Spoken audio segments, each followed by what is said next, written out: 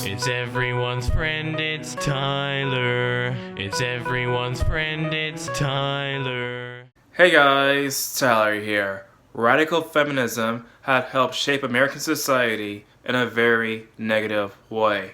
For example, one of the largest feminist organizations in America is openly against the idea of fathers having custody for their children. Other ideas that are included but are not limited to are stuff like the redefinition of rape.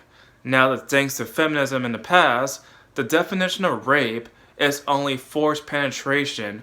That means, of course, that most men who are raped by women are not covered by this definition thanks to feminists. And then we have the Duluth model, which pretty much assumes that the man is always the aggressor against the woman and that the woman is never at fault, and so it's always the man's fault thanks to that model.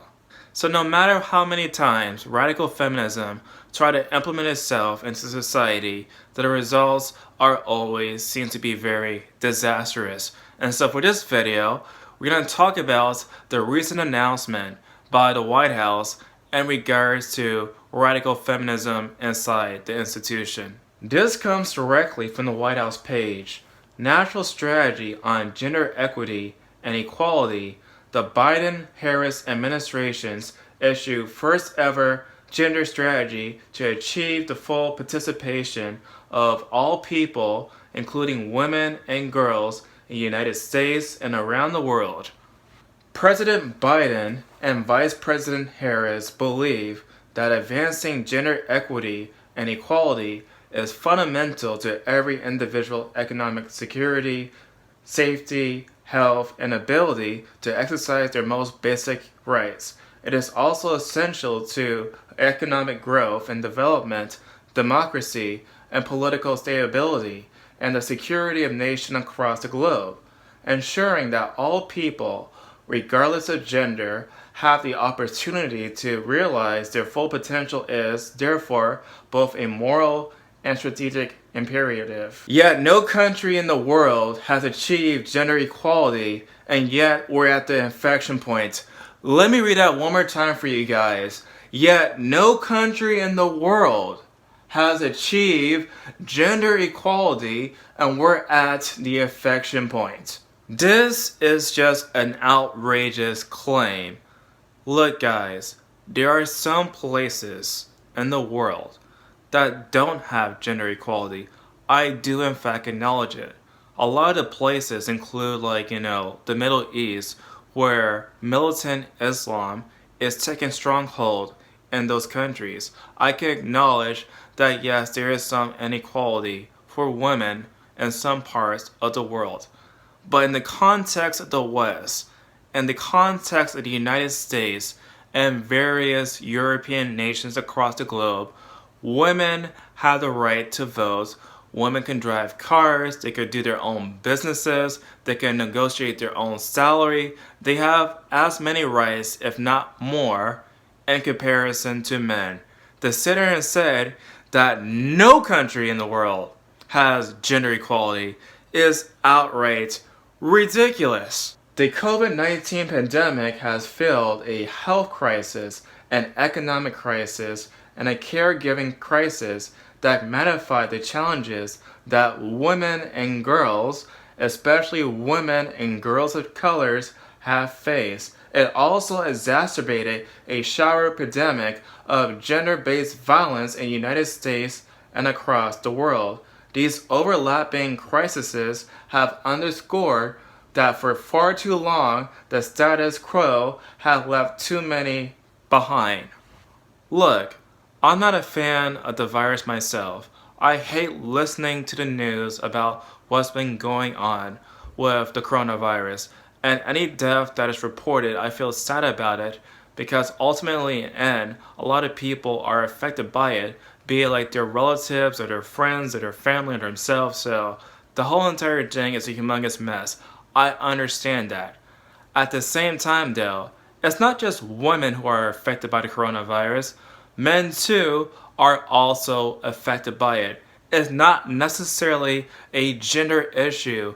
during a freaking pandemic. And more to the point, according to data, men's are the ones who are suffering the most in comparison to the coronavirus. And so, stop making this whole entire issue just about my gender or my vagina, my boob, whatever. This is a human issue. This moment demands that we build back better. It requires that we acknowledge and address long-standing gender discrimination and the systemic barriers to fill participation that held back women and girls. And it requires that we bring the talent and potential of all people to bear to face the challenges of our times. That's why Biden and Harris administration established the White House Gender Policy Council. If you guys actually paid attention to international news, they actually have something like that in both Spain and Argentina. For example, the Gender Council in Argentina recently censored Dragon Ball because it was too sexist. And of course, Spain has its own Ministry of Equality, which more or less is, of course, institutionalized feminism. And so, if you guys are kind of curious about the results of those two kind of institutions in those countries, here are the video links up here for you guys to see. Improving economic security. As we recover from the pandemic, we have the opportunity to build an economy that works for women and their family. To build back better, we have to ensure that people have equal access to good jobs, including by addressing persistent gender discrimination and systemic barriers to full workplace participation. Invest in care infrastructure and care workers to help rebuild the economy and lower costs for working families.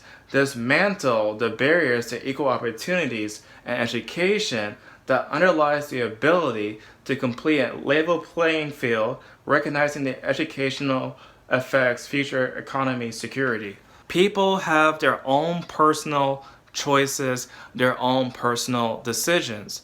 A while back, I remember reading, of course, that women prefer to have jobs as teachers, as nurses, and so on, and ultimately their personal choices had to deal with the circumstances that they're born with and what kind of life, the choices that they want to have.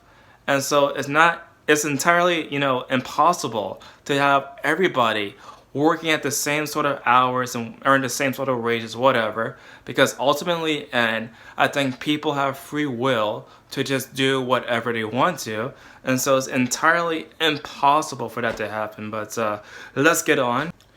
Now, there are some other things I want to talk about that is part of the 40-page report.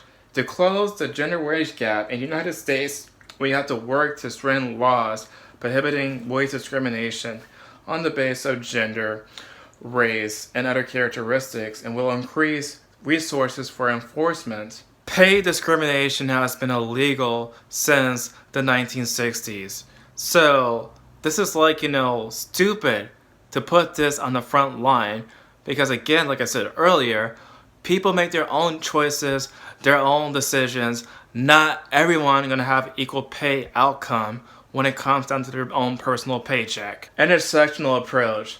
This strategy is part of the Biden-Harris administration's effort to ensure that all people are treated fairly and equitably and have the opportunity to reach their full potential. Therefore, it aims to address intersection forms of discrimination and achieve equity and equality. Oh my God. Intersectionality is based largely of the ideas of critical race theory.